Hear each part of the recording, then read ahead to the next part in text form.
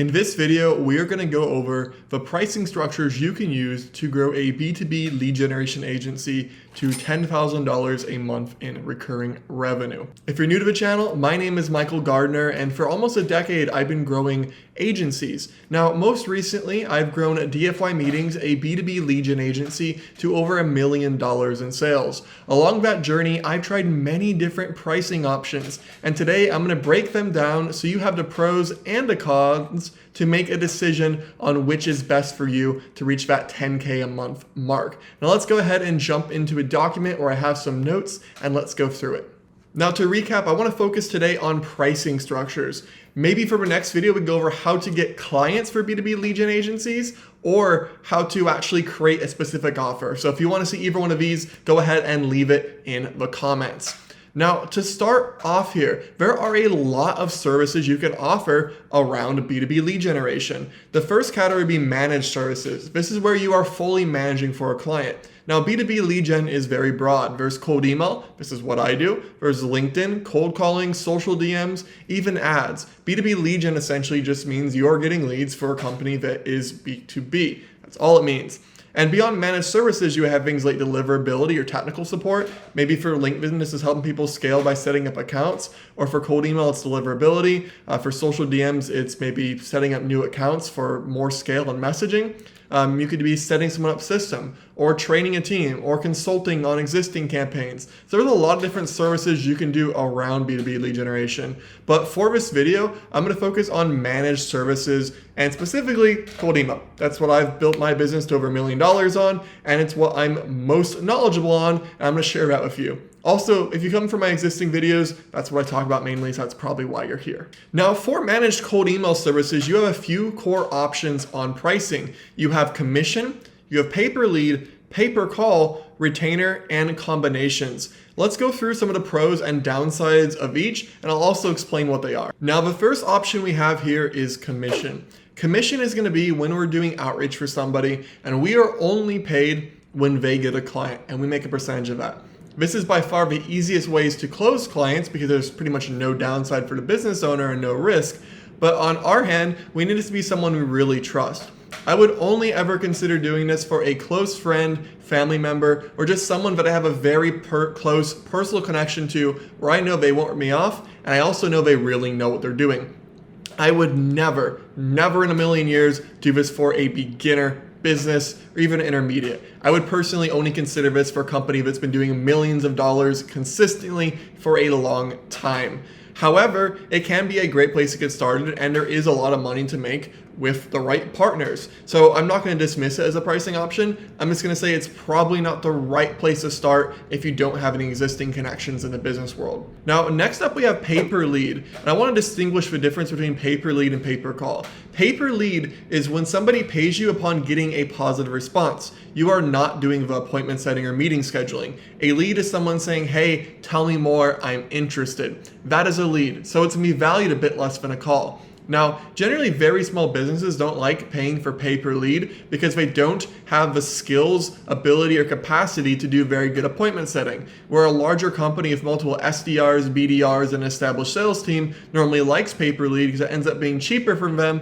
and they have great processes to appointment set. But I would say between the two, I definitely prefer offering pay-per-lead because when you're doing pay-per-call, you have to push very hard for a meeting because you are getting compensated for a call. So, you have to push so hard on the appointment setting and the call to actions where you can't share anything really of value or like a soft CTA. It needs to be so direct that it lowers conversion. And because of that, I like to avoid pay-per-call and I'd rather lean towards pay-per-lead. So that's pay-per-lead and pay-per-call. Again, pay-per-call being for an actual call, and normally there's some type of disclaimer where you're only paying when a call actually shows up, meaning you are not compensated for no-shows. Now, the second to final pricing option we have is a retainer.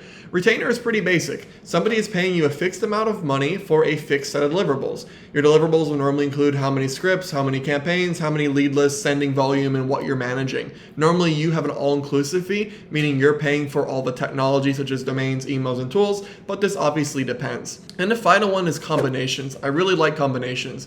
This might be where you have a lower retainer and pay-per-lead, or pay per lead and commission. You can pretty much combine any of these. You can even do like initial fee per lead, but another fee when it goes to a call. So it's really up to you here, but feel free to be creative and combine these things. I would say out of all of these, my least favorite is pay per call and my favorite is retainer, but it depends. And I've done all of them myself successfully. But it requires the right person. There's definitely people that can abuse pay per call, for example, because it's very hard to track and it requires someone of honesty, and even more so of commission. So just make sure that you have clear terms and you trust someone you're working with on a pay per call or commission structure. Now, the question this video set out to ask, how do you get to 10K a month? Well, let's go through what that would look like for each of these pricing structures. So if we have commission here, and let's say we charge 40% a first month commission and then 20% ongoing. So after that first month, it's gonna be 20% every single month until someone churns. Or maybe you have a term where it's only in the first year. I don't know, that's up to you. So we definitely don't want to work with anybody whose clients aren't worth a lot or whose margins can't support this, but assuming they do have clients that are worth a good bit and their margins can support this, for example, a marketing agency should have like 60-70% margins, this would make a lot of sense potentially. So let's say that their average MRR, which is monthly recurring revenue, is $5,000, and their average retention, meaning how long someone continues to pay them on average, is 6 months.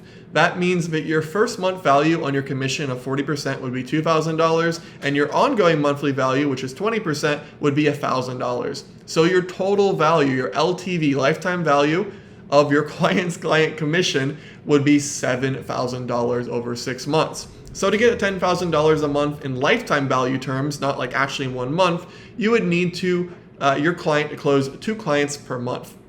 Or for actual 10K a month, they need to close 3 clients per month. And that's not considering stacking. If you get them 1 client this month and 1 client from 1 client for 1 client, there's obviously some stacking there and you can get there even faster.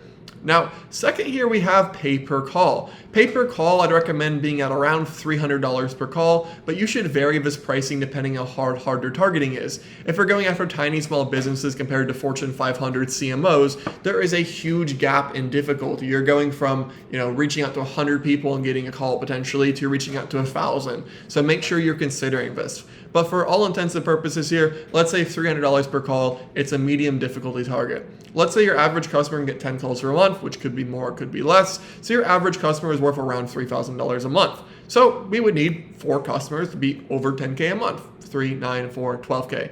So that would be pay per call. Now pay per lead, assuming we're around $150 per lead, that's very typical market price, again, depending on difficulty. We can assume we get more leads than calls because normally not every lead is going to turn into a call. So let's say we can get 20 leads per month. Again, our average customer worth $3,000 a month, and 4 customers would be at $12K a month. And then a retainer. Let's assume our average customer is $3,000 a month for a fixed set of deliverables. We would need 4 customers to be at $12K a month. So those are some different examples of how these pricing structures can actually work to get you to that 10K a month mark.